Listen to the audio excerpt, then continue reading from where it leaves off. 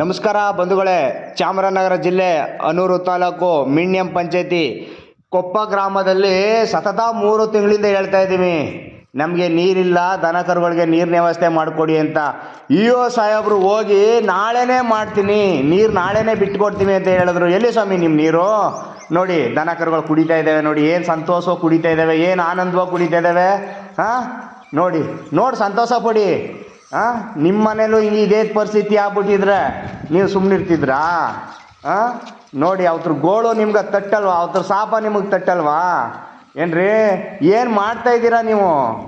ಏನು ಮಾಡ್ತಾಯಿದ್ದೀರಾ ಹೇಳಿ? ಏನು ನಿಮ್ಮ ಕಣ್ಣಿಗೆ ಕಾಣ್ತಾ ಇಲ್ವಾ? ಇದೆಲ್ಲ ನಿಮಗೆ ಕಣ್ಣು ಕಾಣ್ತಾ ಇಲ್ವಾ? ನಾವು ಹೇಳ್ತಾ ಇರೋದು ನಿಮ್ಮ ಕಿವಿಗೆ ಕೇಳ್ತಾ ಇಲ್ವಾ?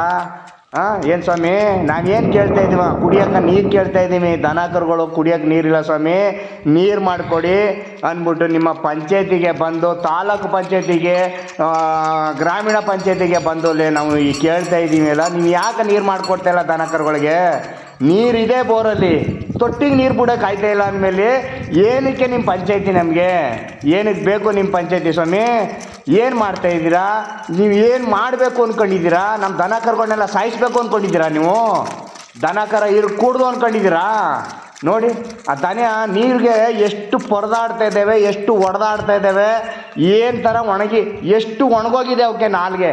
ನೀರು ಬೋರ್ಲಿ ಚೊಟ್ಟ ನೀರನ್ನ ನೆಕ್ತಾ ಇದ್ದೇವೆ ಸ್ವಾಮಿ, ನೆಕ್ತಾ ಇದ್ದೇವೆ. ಆ ಪರಿಸ್ಥಿತಿ ನಿಮಗೂ ಬರಬೇಕು ಅಧಿಕಾರಿಗಳೇ.